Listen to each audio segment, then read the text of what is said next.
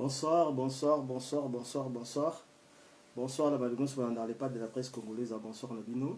Je pense que vous allez bien. Donc voilà. Les Luna Elbino émission. Émission dans la Sika. Moi, Namboka Téléma. Donc, moi, Namboka Téléma. Tout Téléma. Pour Namboka Nabiso.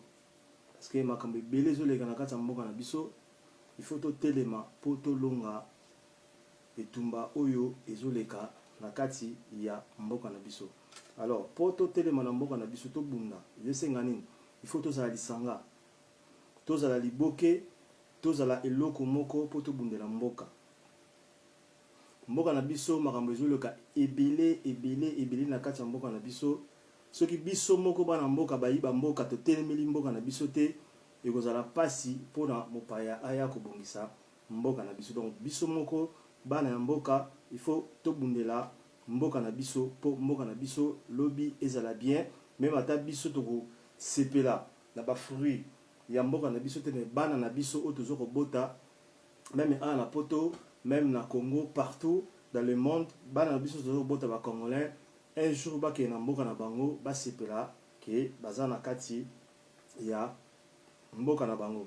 Alors lelo naza vraiment na mingité temps eza vraiment mingité pour comme déjà 21h52 donc là 22h tu dis que le beza lundi ba te belé ba okende ba misala ba okende makambo ndenge na ndenge lundi donc ya wana temps vraiment eza vraiment mingité.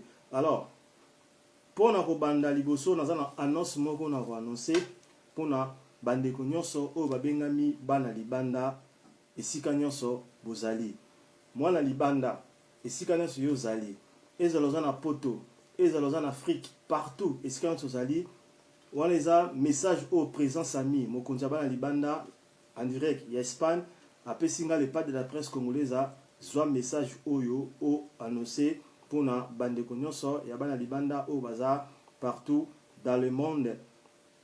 Tokokutana bana libanda. Malgré tout malade ezali, coronavirus ezali, mais to poussi moi Mosika, ils ont vraiment Mosika, ils ont en 2024.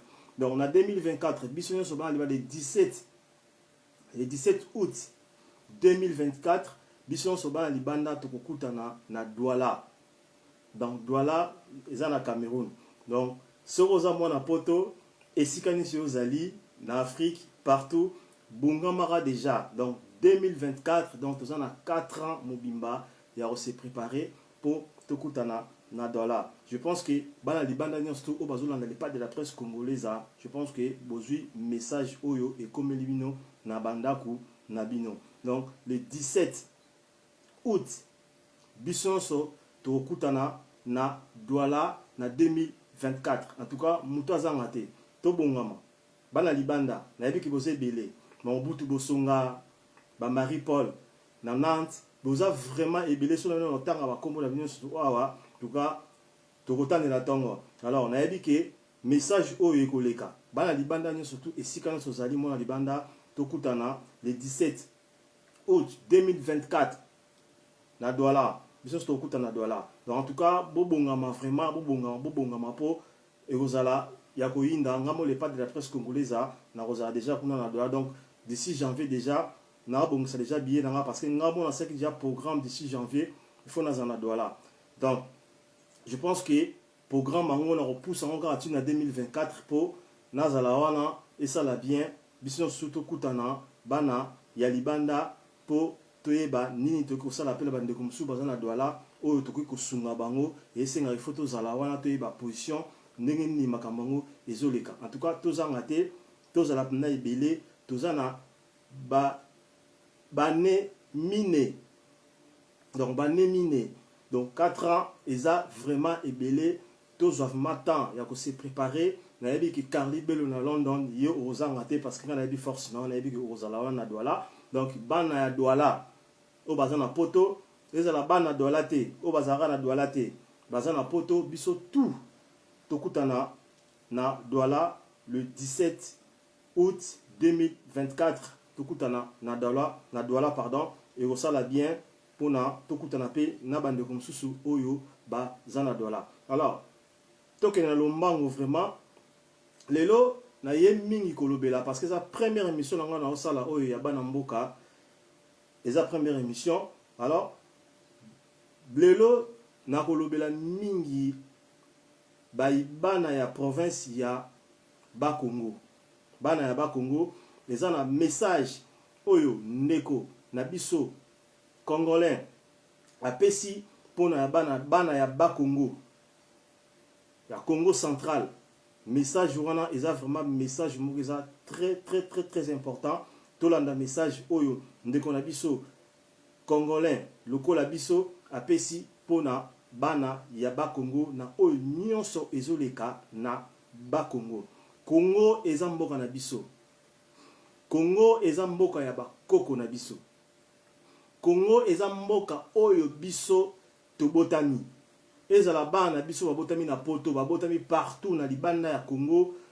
Même ceux qui a changé de nationalité, aza toujours congolais. Parce que na kati ya makila na ye, eza makila ya ba congolais. Alors, lelo tokosolola mingi bokolanda message ya bandeko na biso oyo baza na Bakongo. Message nini bandeko musu bapesi pona ko soutenir bandeko na biso baza na Bakongo na oyo ezoleka na mboka na biso Congo mobimba. Mais oyo ezoleka lelo oyo na kati ya Congo central bokoyoka message oyo ndeko na biso apesi. Tolanda bofongola vraiment matoyi, tolanda message oyo ndeko na biso apesi na oyo ezoleka na Bakongo. Nga lobaka ngo toujours kozala na nationalité ya mboka nyonso oyo za nango libanda ya mboka na Congo eza te ke balongoli o makili ya ba congolais. Donc oza toujours congolais, oza toujours congolaise. Même bana o biso tozobota baza toujours na makila ya ba congolais, bakila ya ba congolaise. Alors pona kokende musika te tolanda message oyo ndeko na biso ya mobile apesi pona bandeko o baza na kati ya Congo central. Pe bandeko musu o baza na poto o baza partout dans le monde libanda ya mboka na biso Congo o baza na bandeko na bango na Congo central ba passer bango message oyo. Soki balandi ngai te yo ndeko oyo kolanda émission oyo passer message oyo na bandeko nyonso oyo baza na Congo central. Tolanda.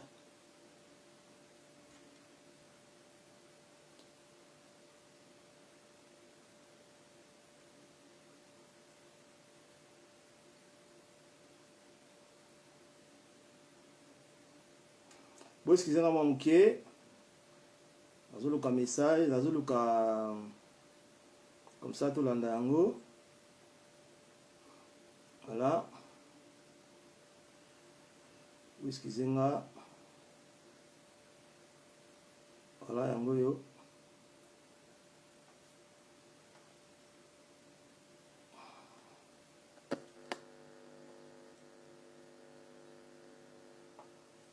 Excusez-moi, n'habitez pourquoi message est beau Lima. Voilà, excusez-moi. 1 minute. On ouvre un message. Voilà.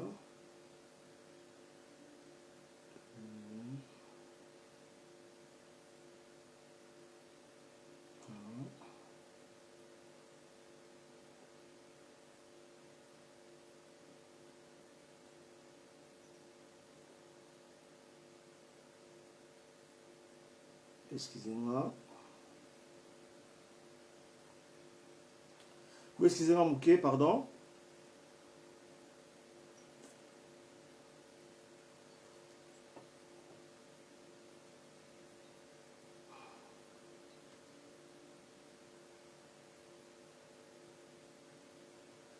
Voilà.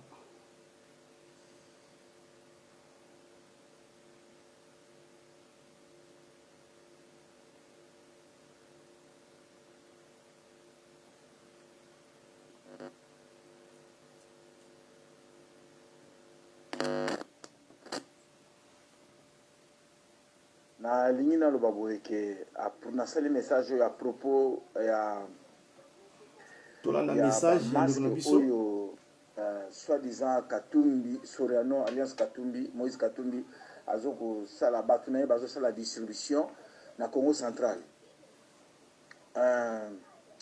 Tout le monde a dit que les vidéo est tamboli. Sensibilisation, soi-disant Katumbi 2023 président. Bandeko. Message qu'ils ont adressé à Bino Congo. Situé à Congo central. Na Kisangani. Na ba 4 comme Susu. Na ba secteur Musu na ba comité. Parce que ba koma tina Kasai. Ba koma partout. Na lingana lo baboy. Na oza mukuse. Neito lo ba kisoki li kamezali. Tout le monde a mabe, tout le monde a photo de masque yango poto telemele yango. Tu dis que occupation na mabele ya mboka na biso Congo ezali soit ya ba oyo ba infiltra biso na bana mboka moko na bana mboka pe bango moko. Tous allez infiltrer. To boite. Mais biso moko pe bana mboka toujours jouer ba rôle. Oya ku maintenir occupation na mboka na biso. Kubanda na ba mapinga ya armée ba soi-disant politiciens na ba civil peuple bazali complice na ba misère oyo salama quelque chose na ba obazana kisasa na obazana diaspora na lina lo baboy eza pasi pona mawa Shakindala nga batina nga odiolobi auto finga papa Dani na Londres po alobi mabe alobi la ki malamu ya mabe na ye o ya zo sala ya ko sensibiliser batu na kisangani ko sala promotion ya Soriano Alliance Moïse Katumbi. On se pose des questions. Est-ce que Jakindala a bien noté que Soriano Moses Alliance Moïse Katumbi azali zambien? Est-ce que yé Jakindala a aucun comme président en Zambie? Mais sont sérieux quand même. Si qu'on promotion au Yazoluka, ya Musala, Jakindala, Azoluka, soit promotion Musala, si ma un leader. Mboka est en occupation, et c'est qui part sous-souter que ma politique au leader. Non. Dans un pays occupé, peuple a comme un moko, Bosangani, Bobengani Bapaya, après si mon vandi bino na bino, Bobundi pour Namboka, Boyeba Neni Bochamboka na bino na ordre. Si qu'on Jakindala, ayebi on bien ou pas que Soriano Moïse Katumbi aza zambien. Soriano Moïse Katumbi yaki na mboka na biso. Azalaki comme un pêcheur, azako fisala ba pêche. Hein? Na lac Tanganyika. Lelo a comme milliardaire na mboka na biso. Kaka mbongo ya mboka na biso akomo corrompre ngo sa disa ba congolais. Ezana mawa. Bandeko tozonga bato. Mingi o bazolo bazo benga baluba pongana le ba chaque fois na même pas ko benga o muluba parce que yango zo mener division yango bazo créer lango bazo baronde ba utiliser bango na ba mettre na bango bazo tiner pour ba tactique o baronde bazo tezo uta na libanda ezo uta na occident na Allemagne na Belgique na France na Amérique ba stratégie tout baronde ba tchak pour baronde ba mayele terre ba ça peuple bourrique.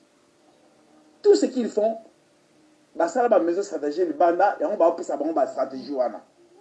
Si on se pose des questions,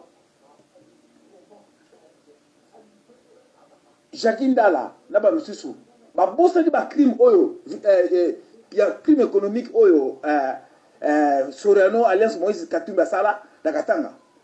Na bana ya mukukubila oyo ya boma kunda kuna. Est-ce que Babo Seigneur vraiment? Hein? Bon, tu y bien baluba, oh bobeng baluba, n'a bien ngoluba comme baluba te parce qu'ils ont mené la division. Ba bena Congo ya Kasai. Bah est-ce que bah yébité que basa infiltré? On se pose des questions parce que je vois des bena Congo Kasai, oh basa baso bunde la mboka. Ngana yebe belé. Baso bunde pour la mboka. Pour la limiter na nini ya ce qui se passe. Mais ce que bomoni mutu o azolanda o alandi Soriano Alliance Katumbi o alandi Félix Chilombo o alandi c'est un étranger c'est un usurpateur. Et puis ndoko na biso ya Kasai ya babena Konga Kasai baza infiltré totalement infiltré.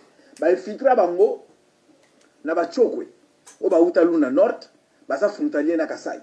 Ba infiltré bango na ba Rwandais oyo ba kota kuna bango na ba bala na susu na ba chokwe kaka kuna yango moni ba chokwe na ba Rwandais bazali batambola ensemble bazo balala. C'est pas pour rien Félix Tshilombo azo aider ba Rwandais parce que toyebi yango bien mama na ye azali côté mususu muchokwe yangola côté mususu mututi ya Rwanda. Ni papa Félix Tshilombo azali mututi ya Rwanda. Donc eza hasardé. Donc bit ya bazo exterminer ba vrai autochtone ya ba Benakongo ya Kasai bazo remplacer ba paya ba tuti. Et puis ba ndeko na biso ba Benakongo Kasai bazali infiltrer susu na ba Ibo. Ba Ibo ba uta Nigeria, o bazala Nigeria. Neti mona mwaso wana finga o ba bino ba Swahili bora ba ekoyi makamu wa ba bino ba Swahili ekoyi makamu na biso. Mwana mwaso na za Ibo. Oya loba bi ekoyi makamu ba biso ba luba. Oyo abima loba makamebele ya nzoto binene. Asa Ibo. Omoni asa Ibo, ba Ibo pe bazana Kasai ba kota bango na Kasai. Donc on essaie d'une façon pour créer confusion pour tout comme la situation de Zanango. Mais bande ko no sabino boy. Bo baisser les bras. Muto bo mona aso accompagner ba pas, c'est-à-dire c'est un récipiendaire. Boye ba attention ba muno na biso. Mais boye ba ke bazo bimana ba médias déjà social et le jour J il y aura des comptes à rendre avec eux. Kimba musa loba yango mi ba kufa na pote pi mi ba obligaté. Mais boye ba yango ke nzambe akelaki neji manga loba akelaki bisona nenga pesa biso mabele na bakoko baza ko telema ba telemi poto bundela mboka. Donc baza ko accompagner biso. Donc oyo bango ba sala ba réussir. Parce que ba mata bakita nengi kimbanga loba libération Congo et Rosala éminente et puis catastrophe. Donc oyo ba sali mabe ba okufa. Ba mata bakita mal quel que soit direct de la nuit soleil et paraîtra kaka. Donc mais ça tanga na pesa ngwana nazo mobiliser bande ko na Congo central. Mba masque oyo bazo ko tigla bino. Soit disant Katumbi za Zambien. Bozo ba masque on a té. Pandémique il y a coronavirus et c'est Syrie. Et ça crise longo eza lango souté. À quoi servent les masques? Ba masque on a ba moko bazo boya ko ba masque. Pourquoi ba yela bino ba masque? Bo bitike ba masque bazo sala bazo tia et ça bazo tia ba produit chimique pour na ko boma bino à partir de respirer ka ke bomio. La conséquence côté détruire yo ba organe na yo akati. Bandeko boyoka bozonga bato. Yubino la Congo central. Ba masque on a bazo ko pesa bino betidia ba na classe bozwa te. Baza na train ko exterminer bino. Bobo ya ba masque. Ba masque la Congo central ba yeko tika Katumbi aza Zambia aza ndeko na bino te. Asana makila ya ba reptile ya ba kazan. Obo benga so disa ba jif baza ba jifte, ce sont les kazans. Ba uta na côté ya royaume kazan. Ba bima ba jif ils ont le kuta. Donc Katumbi c'est un ennemi. Bon refuser ba masque bino na Congo central. Bozi bande ko bozi odio bo comme ça na Congo central. Bobo ya ba masque on a ba na bino ba zate. Bazo boye bien on déjà basali ba port parallèle plus de 9 ports parallèles ba Hippolyte Kana bazo tom aéroport à Boma bazo déplacer ngo na Hippolyte Kana basala aéroport privé bozo ya bango na bino na Boma bino na Congo central na Matadi boye bien que ba Rwanda baza infiltré partout tina Nkamba na Mbanza Ngungu na Songololo na Kisantu baza infiltré na Kazangulu bozo ya bango alors boye bitina ba continuer na masque pour ne ko exterminer bino. Banga ba oninga ba so ba place na bino. Na so référé bino concert bo telema, bo la mukabino na Congo central. Bo refuser ba masque, oyo Katumbi atindi. Katumbi abala tuti. Et puis asa Zambien, asa ndeko na bino bena Congo te. Il n'a rien de yabino. Mais ça ça na adressé bino yango wana. Et puis bozo mona piège ba social économique. Pour Aboma, il fallait kota mongo. Revenir dans souté. Ba basali ba Rwanda na ba clique ya mi yibi ya miso ba Congolais au besoin na Congo central ba sala ba port parallèle 9 ports bozo ye ba ngote mais bozo nga bato message on a adressé na bino ba bena Congo ya Congo central na ba bena Congo Kasai botelema na ba bena Congo nyonso o bona diaspora partout na Congo message nga adressé bino ngwana nzama ba koka batla bino mvulusi kimbangu na bakoko babatela bino matondo ingeta. Ingeta ndeko ingeta la si bandeko nyonso bozolanda boyoki ndenge ndeko na biso alobi pona bandeko ya Congo Central na bandeko ya Kasai. Donc ba problème oyo ya ba masque alobi ba masque wana eza ba masque eza na ba poison. Eza ba masque oyo eza po basilisa bana ya Congo Central. Alors bandeko nanga ya Congo Central en tout cas tozala vraiment mayele. Ndeko nyonso oyo rolanda émission en tout cas pour partager. Ndeko nyonso oyo rolanda émission oyo soki azana ndeko na ye oyo azana Congo Central parce que biso ba congolais pas na biso tribalisme to yebi angote. Ata basali lelo to comme na tribalisme to eko simba kaka te parce que biso to yebi tribalisme te. Ezala mu Congo, ezala mu Ngala, ezala mu Swahili, ezala mu Luba, ezala mu Tabandundu, ezala wapi, ezala ekolo nyonso oyo ezana kati ya Congo, toza tatabo moko, mokunzibo moko, ekolobo moko. Donc on est ensemble. Donc division oyo bazoye la biso ekotikalaka vraiment ko simbate. Alors bana ya Congo Central tozala vraiment ini. Bana ya Congo Central boyoki message ezangate, eza message oyo ndeko apesi que ba masque oyo Moïse Katumbi atindi na mboka na biso Congo na la kati ya mboka na biso Congo Central ba masque wana eza ba masque ya malamute. Alors message esilité ndeko azo continuer tolanda su message ya ndeko ti nasuka tolanda ngo ti nasuka poto comprendre eloko nini oyo ba na mboka te bazolinga basala po basilisa biso bai bana mboka na Congo pasi ezala toujours batu bakufa batu basila batu bazala lisusu te po bango basala o nyonso bango balingi basala. Mboka eza mboka na biso, Congo eza mboka na biso. Papa Sinoki Mbango alobaki yango banvolusi totelema poto bundela mabele ya mboka na biso Congo. Même ata ba misusu bazate balongwa bakenda bakufa baboma mais bazwa kobotama kaka toujours kobotama. Congo eza mboka ya bilaka, Congo eza gâchette ya Afrique, Congo eza mboka oyo Afrique mobimba bazotia miso. Leo na kati ya mboka na biso ko tali bitumba o toza na kati ya mboka na biso bitumba wana eza kaka poka nde tozolobaka ba Rwandais te.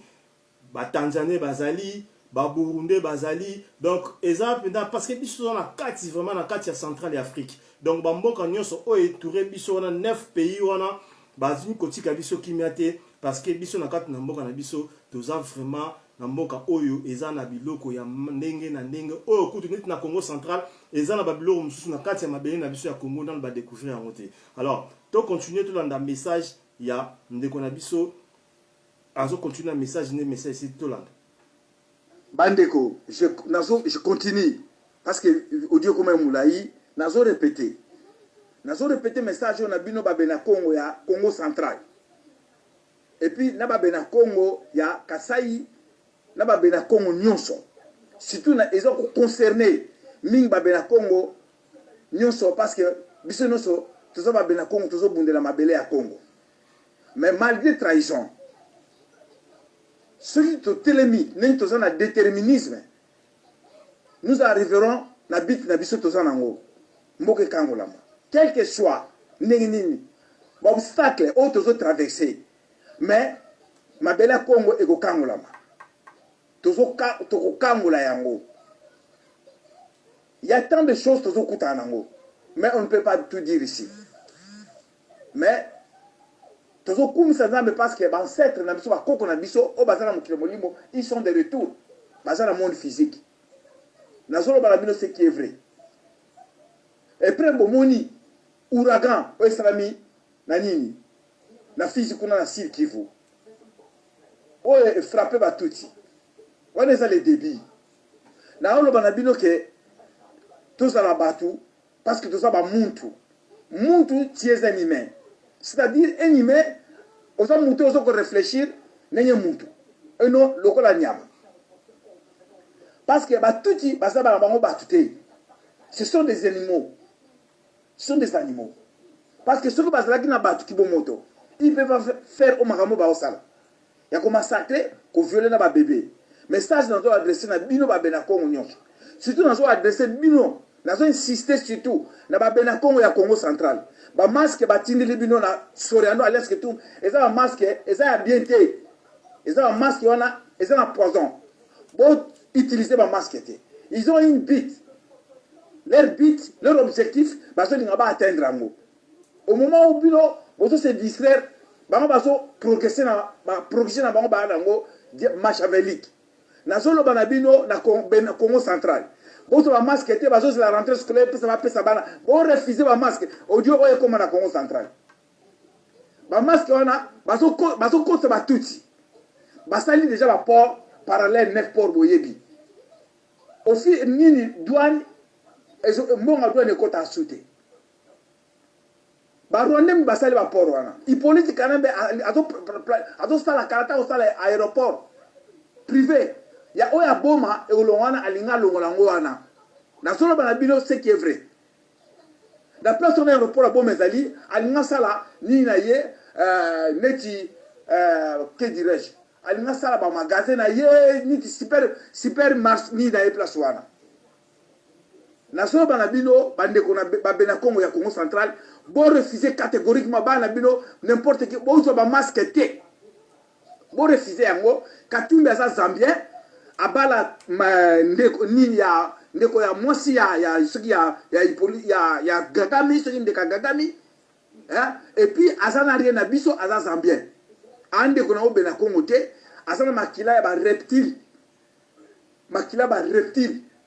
obo bengi ba kaza obo bengi partout ba jif mais ba komo na bangisa ba kaza baza be ennemi ba bena Congo donc bo refuser ba masque na Congo central partout même dans la province nyonso bo refuser ba masque on eza ba masque ya bien te parce que pandémie ko na ya nini ya coronavirus et s'il nango crise nango eza sauté bon pourquoi ba pesa ba masque à quoi sert des masques malade on eza pas absolument pourquoi vous avez un masque alors vous tirez conclusion te vous ça ba analyse ba discernement vous allez comprendre que masque on eza pour une bite ba rwandais baso côté bele baso ma belle basali ba port parallèle baso sola ba commission ba lobbyiste na bango na Cameroun bloqué komaka recommande na port ya boma to ya matadi et comment kera ba port na bango et puis ba créer ba port wana pour ba ko exploiter ba minerais na Congo central et que nous permettre bango bimisaka ba efaka ba minerais na ba port basali sans contrôle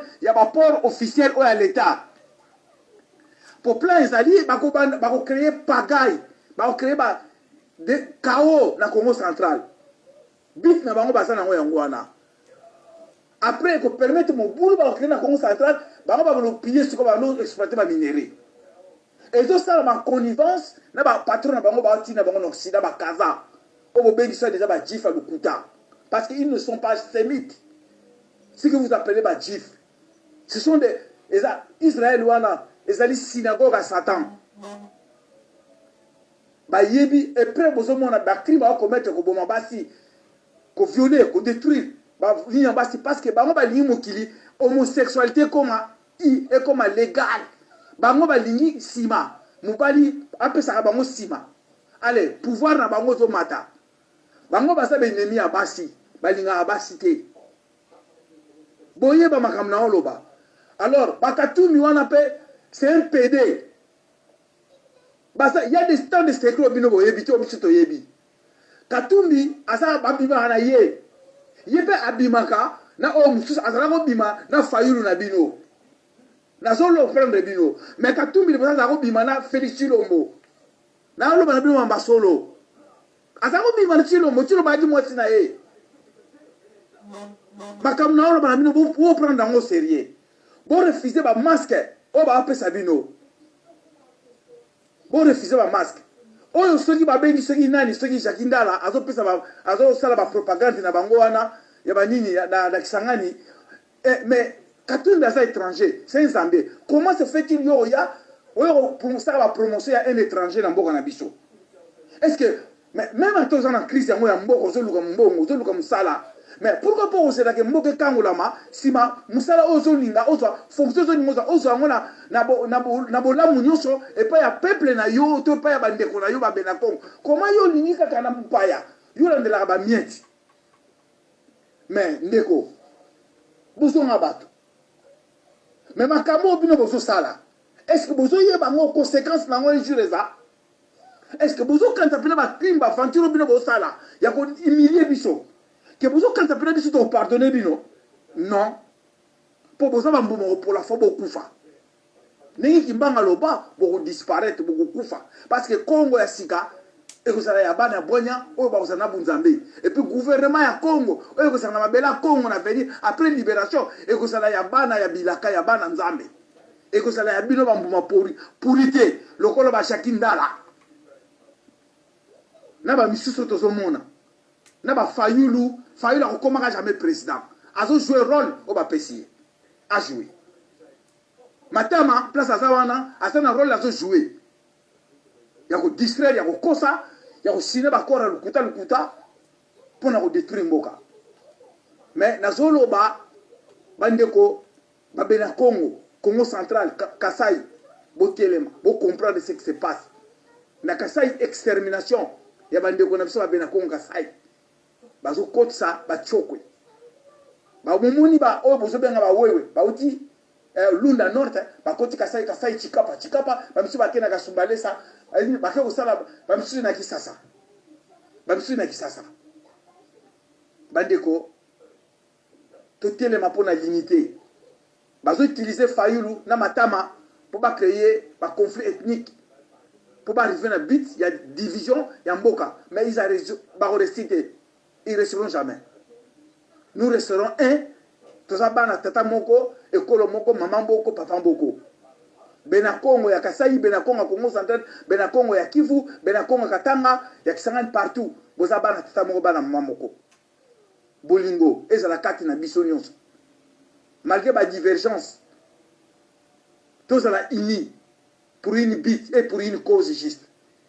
Parce que bakoko ils sont avec nous, nanzambe la biso. Bako abandonner bisoté. Au moment où tous les labango, ils sont avec nous. Mais ça, c'est un adressé à moi, ils en rappellent. Bandeko, ya Congo central, vous refusez catégoriquement ma masque et la poison de la biété. Poison et vous manifestez sima. Et vous toussez. Et vous détruisez vos organes à kati. Ba poumon. Na olo ba mamba solo. Ba masque au solo la tindi. Pourquoi tindi on a zambité? Car on n'a pas nabino. Parce qu'ils ont une bite, ils ont une bite. Ils ont une côté belé, ils ont une belé na Congo central. Ils ont une boma, na Nkamba, ou Zarko, neve ya Batiangana, a tegi ils ont belé na Nkamba. Ils ont ndeko ya Justine Katavubu, la Rose. Hein? Na zone ba minute qui est vrai. Ils ont na Songololo, la kuna Antoine Ngonda a aidé bango tina kisantu. Tina mazango. Bandeko mais ça tanga baksa yangwana mage audio pesima mulai mais na kosenga ke buzu message audio oyo bo partager ko matina Congo central bandeko basa ya Congo central ba na poto na diaspora batina ba benga bandeko na bango bobo ya ba masque masque car na Congo central était partout même na Kisangani même na Kivu même na Kasai na Kisasa bobo ya yango parce que coronavirus est virusité eza bactérie eza virusité. Mais bango masque parce que bazo ba créer yango pour na ko bangisa biso pour ba tchabiso ba vaccin ya ko stériliser biso ya ko détruire biso to comme lokola ba animaux donc le problème est ça wana bo refuser yango si bozo mona Donald Trump bazo bo yango avec tina po ayebi bazo sala ba critique contre yo bomi de sabatu et ça ba chaîne wana ya CNN et ça chaîne moko ya ba démon ya ba Illuminati. Le message est adressé à nous. Mais le message comme ça, la Congo centrale par-ci par-là, la Kasai, que si on les amène, les masques, ils refusent catégoriquement. Et puis, on dit que ça, c'est vigilant. Oh, tu as ce Moulouba, à ce moment pardon, Chilouba, à ce qu'on a binoté. Parce que, il y a des Chilouba, il y a des Chilouba, il y a infiltré, il y a Congo, il y a Kotatina Zambi. Il y a des salaires, mais tu as dit qu'après libération, tu as dit que tout, et tu as fait Chilobo. oyo baza na Chikapa baza na Kasai oyo baza parti par là na Kasumbalesa parti tokobenga na bango po na Zambie batia bango na kaya ba réfugié basala bilanga et pas na biso Mamobutu na badani batikaka laisser aller parce que ba belge bayebaka bisi ni ba continent bango na mboka na biso yango bozo mona seki oyo tozo vivre lelo message na ngana bakisa bino yango wana soki bomoni mutu azolo bachiluba azofinga neti moko batamisi vina azofinga Brigitte oyo bobenga mama Mongala mutu azobunda mbo c'est-à-dire c'est une usurpateur donc message na ngana bakisa bino yango yo comme ça message audio bo partager ngo koma tina Congo Central partout na Kasai partout bandeko message bo partager yango en masse et sauver ba vie ya bandeko na biso matondo ingeta matondo mon frère ingeta nasi bandeko nyonso ozolanda émission oyo boyoki ndenge ndeko na biso azobeta CT na bandeko ya Congo Central na bandeko ya Congo Central en tout cas vraiment bandeko ya Congo Central bosala attention na ba masque oyo Moïse Katumbi atindi pona bino bolata bosala vraiment attention pona ba masque wana parce que ba masque wana boyoki ndenge ndeko alobi mais je pense que ndeko asilisi message n'était pas message ya souka pe ezali dans la cité ya souka ezali tout ça la message monsieur ça 7 minutes je pense que message on fait photo yo kango mais eloko na ko bakisa bandeko langa ezana bandeko belé tangu biso bandeko oyo to s'engager pour to bundela mboka bandeko belé ba fingaka bandeko belé baloba wa n'importe quoi bandeko yo kende ko bongisa Congo te eza bongo te Congo eza mboka na biso surtout donc biso surtout photo za liboke to za eloko moko to za mutu moko poto bundela Congo parce que je pense que biso surtout biso bandeko to na poto je pense que biso nyonso bandeko to za na poto to sala quand même effort à routine de la même bandeko baza na kata Afrique pour na kosunga bango alors eza vraiment dignité na pays lokola Congo yo za na poto fo mona ka pasi po sunga bandeko no baza na kati ya mboka Congo non Congo to za na nyonso batu po pa ya bazo ta libanda po bazwa po bakene ko bongisa mboka na bango po ya nini biso moko mboka na biso moko biso ba o to za nango tokoko za malamu na kata mboka na biso te soki tozo bundela mboka soki tozo lobala oya mabe ezoleka na mboka tozo finga te tozo lobande o eza réalité o mutu nyonso zo mona même étranger na ote ko tia vidéo moko reportage moko elekaki na TF1 do moni ndenge na kati ya reportage wana ndenge leki ndenge mama wana utigoloba ba mama oyo bazozwa bana bazwi bana oyo bino ba congolais boza na kati ya Congo bozo bwaka bana mwana za ndoki mwana za boye obwaki mwana libanda o négliger mwana ba mama wana bazozwa bana wana bino bozo benga bandoki bazwi bango batie bango esika moko boye bakomi ko utiliser bango bakenda kosala kindumba po bazwa ka mbongo po bayaka kopesa ka bango ata bino moko tangu bazwi ndeko mobali association aye ko récupérer bana wana po bakene na bana wana batia bango na association bana wana bati placer bango batanga bakende ba classe baye ko la ba métier bana wana bakomi wana ba kokite parce que ba message déjà na vie à libanda parce que gouvernement ezotia bango maboko te ba mama oyo bazwaki bana na po bakoma ko utiliser bana na baebi balandi bana wana ti esika bana wana bazalaki na foyer wana na association wana libatelemi libanda parce que baeba ke bana ba kobima tant bana na bimba zu bana na bakena bango est-ce que l'état ya biso ya mboka na biso Congo azomona to azomona te na babiloko ya ndenge wana tiko na babiloko ezole nyonso o ezole kana kati ya mboka na biso Congo to loba te bandeko ba politicien ya mboka na biso ba ministre bango tout ba oyo bazana ba pouvoir na mboka na biso bayaka na poto bakena na ba mboka muso ba pa même Afrique ba mona comment ça fonctionne mais pourquoi ba kozo fonctionnement na te bango bazo mona na kati ya libanda ba me na kati ya mboka mais tout bazo négliger to éviter pourquoi bazo négliger nyonso oyo ezoleka na kati ya mboka na biso alors biso ba e o tozo mona ke mabeza il faut to loba to kozo na baba batito kanga mnoko photo loba ceux qui mabeza balobaka to fingite to bomi mutute tozoloba nde oyo ezoleka na mboka oyo eza mabe yango tozotelemela yango tozoloba Alors tosilisa message ya ndeko na biso ya suka po tokabwana po heure comme dans 22h30 donc à bientôt 23h lobi bato musu bakobima okende misala. Alors tosisa audio ya suka po tosisa émission na biso ingeta bolimbisi bandeko na nga tellement que mingi ya kolobeza mais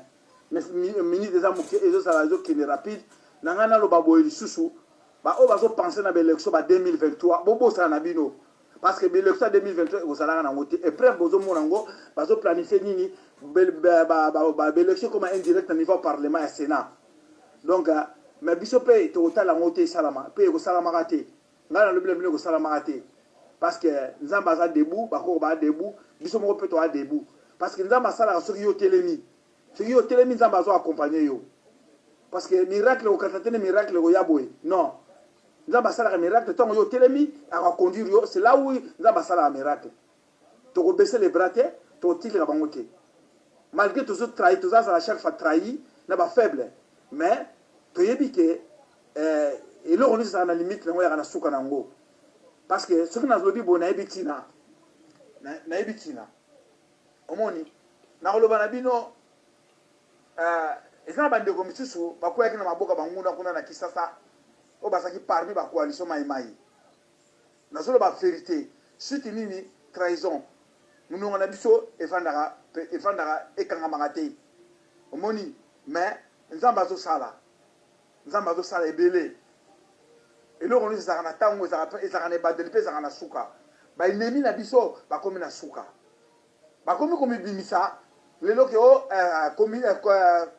communauté soki communauté tuti banyarwanda mais bandeko bokanga makambo nazoloba oyo mvuluzi aloba oyo ezobima na monoko na ngai na oyo ebima na monoko ya mvuluzi ekokokisama po oyeba yango ke bakokufa bakozwa ngolu ekokima te oyo bakokima bakozala moke me oyo bakokufa na banyilo tiki tuti bakozala ebele bomengo wana ekotikala mpo kimbanga loba mboka kongo ekozala détruit banzela ekozala kodétruit mbongo ya kongo bapaya bavena bamunganjila bakosakana nango na bacomplicité ya basoi-disant babena kongo mais jusqu'à ce ke bapeuple kongo bakobengana bango par la force mais bakokufa bakotika bomengo to mboka eza ya biso bayepa na biso mpo babota biso mabele comme chaque mboka bango bakotaka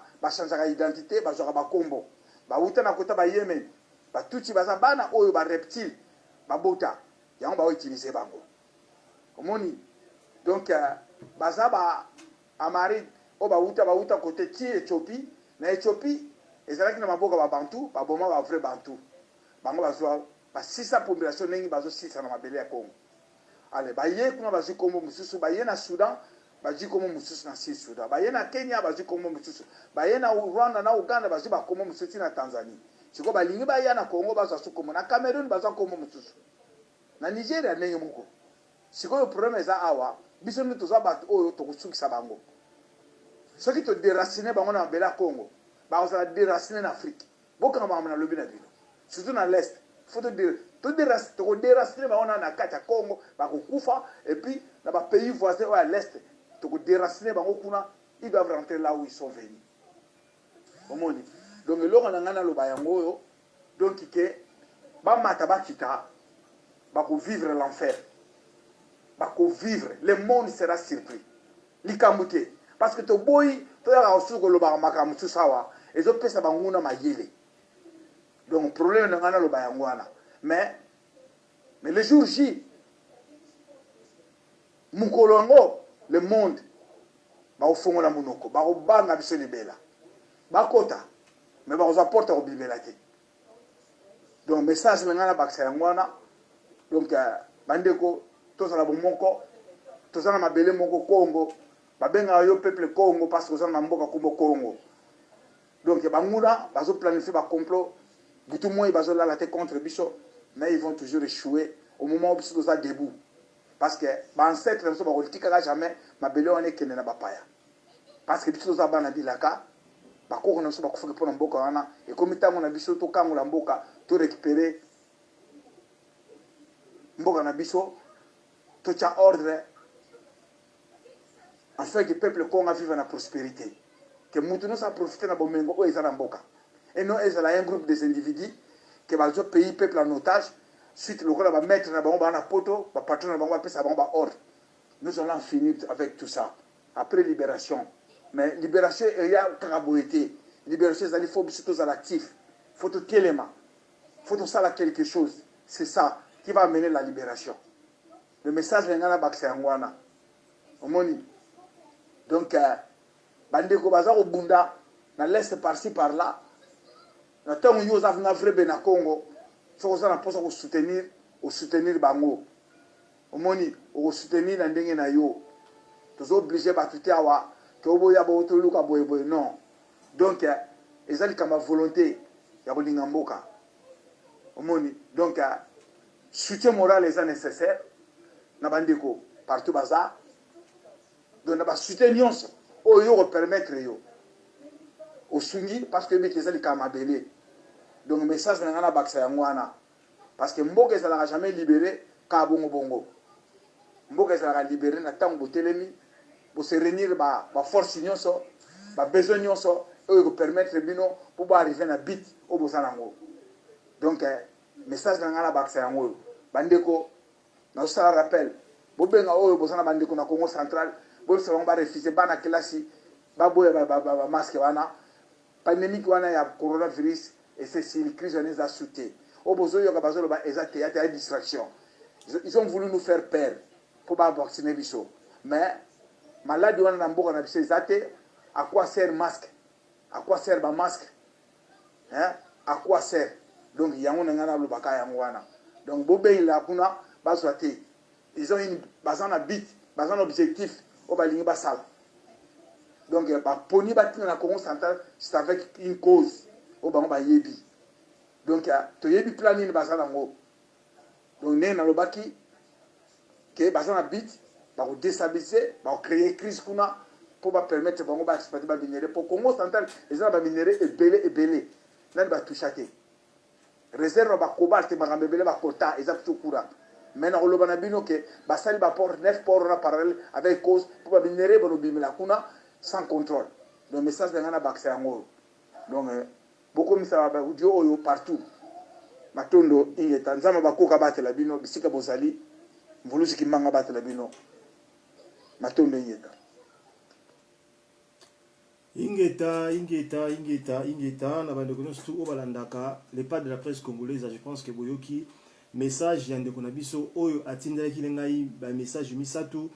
Ezaki 3 audio atindeli ngai po na passer na bandeko nyonso oyo bazana Congo central pe ba congolais nyonso.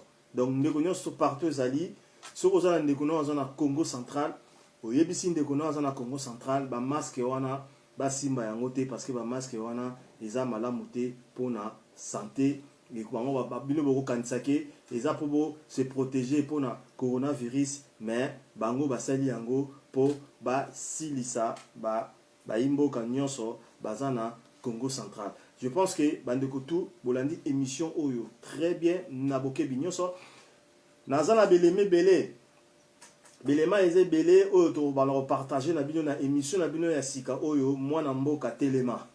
Donc mwana mboka telema eza émission na bino oyo le pas de la presse congolaise oyo Volouz, il est pas de la presse congolaise en Zambé a pesingai moi mayele po na meka ko sangisa bandeko ko pesa bandeko moi information nini o ezoleka na kati ya mboka na biso awa to finga raté biso awa to lobaka babuzo ba ya batute mais to lobaka oyo ezoleka na kati ya mboka pasi oyo bana mboka bazomona na kati ya mboka parce que faut telemela yango ceux qui mabezali balobaka eza lokana to na poto to mona ceux qui lipa ya pambi mati belo ko moko ba mati si ba sala loko moko boye mwana mboka abimaka libanda po atelema a manifester à l'aksake mabezali tozo kokate na oyo bino ba politicien bozo sala eza pendenge moko biso ba oyo bana mboka ba musu ba loba le pas de la presse biso sala émission oyo ya mwana mboka telema siko yo o contribuer nini kaka o na do sala kaka o na do sala bo émission na do sala contribution na ngamba yango na do sala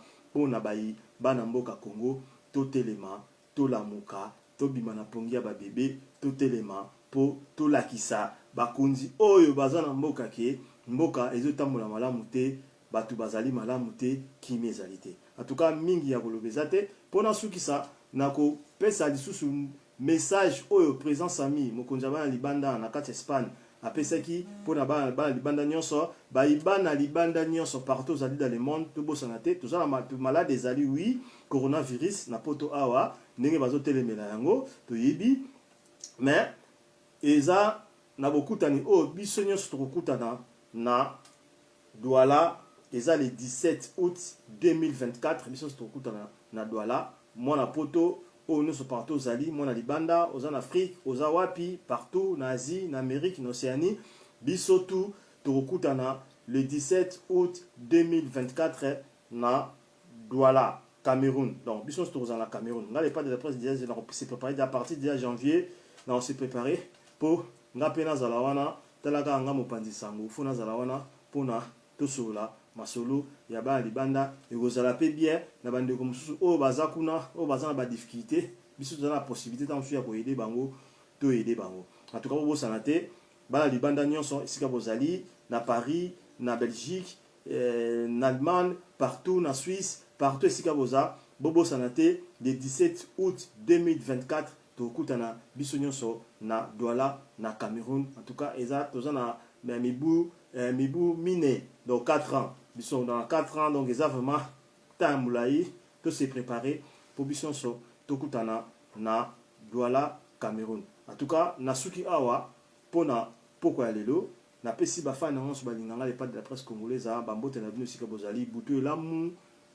nzamba batela bino botane na tongo elamu bosana peut-être pour partager en plus vous s'abonner aussi na page nanga les pas de la presse TV on a ça l'émission vous s'abonner vraiment massivement à la page nanga on est toujours ensemble ndenge lobaka on est toujours au Geda ici c'est Lyon makambeza kitoko to kende bien kaka ndenge ezalaka na yebi que moi tant eleki belé na bana ko ça sur l'émission parce que dans aki vraiment na makambo belé na ko ça là mais siko je pense que bon nous émission na bino ndenge ezalaka kaka makambo ya politique tokomi kolobela nde politique tokomi kolobela nde oyo ezoleka na kati na mboka na biso tokomi kobundela nde mboka na biso parce que bavuluzi babotamaka mikolo nyonso donc tobotami po tosolola masolo ya mboka oyo pa moni aza na lisolo ya mboka alingi kobeta na le pas de la presse congolaise obengi nga toplanifie tosali programme tokobeta lisolo ya mboka po tosolola po mboka na biso ekende toujours liboso napesi bato tu bambote